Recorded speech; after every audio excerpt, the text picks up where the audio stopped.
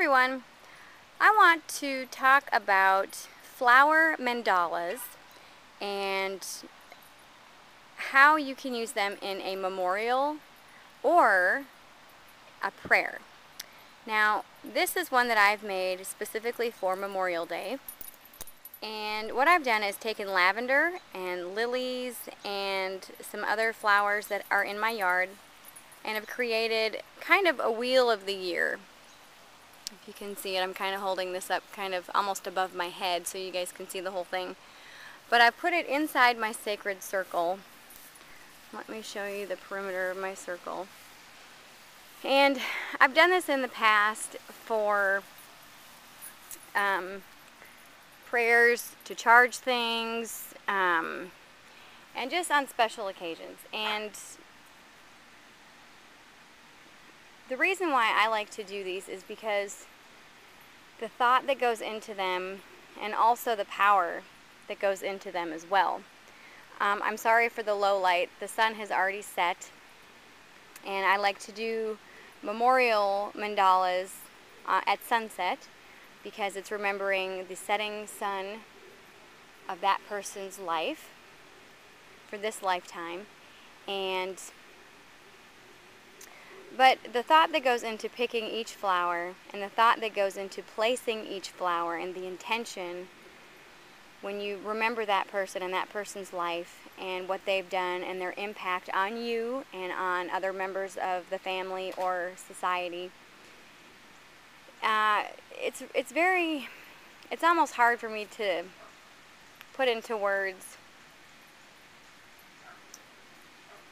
what this one means.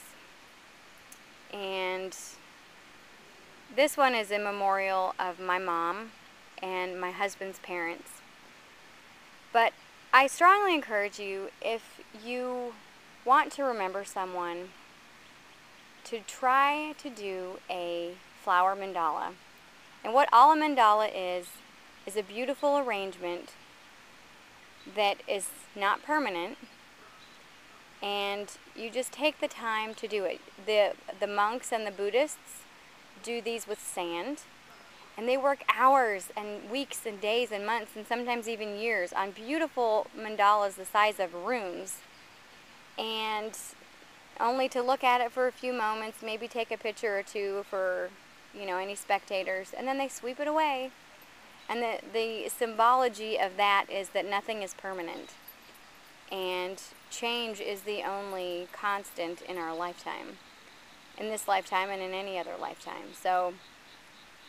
But the beauty of picking the flowers and the beauty of taking the time to arrange the flowers in a way that lets your soul speak to that person's soul is something that you really have to experience for yourself.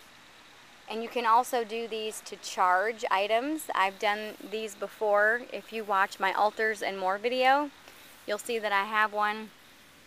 And in the center I have stones, but I'm just showing you what I have in the center of this one. But it's the same principle. You take the flowers that mean something to you and arrange them around things in the center.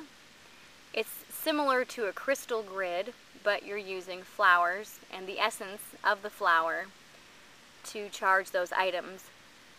But anyway, I hope that you have taken the time this Memorial Day to remember people in your lifetime that have, passed on, and just remembered the good times, the bad times, all the times in between, and what they taught you, and what you took away from your experience with that person or particular people.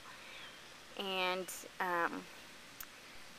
yes, so anyway, I just wanted to share with you all my flower mandala that I did in remembrance of my mom and my husband's parents. And I would encourage you all, like I said before, to try a flower mandala or flower grid if you would like to remember someone or charge items, or even create a spell that sometimes only placing flowers can express.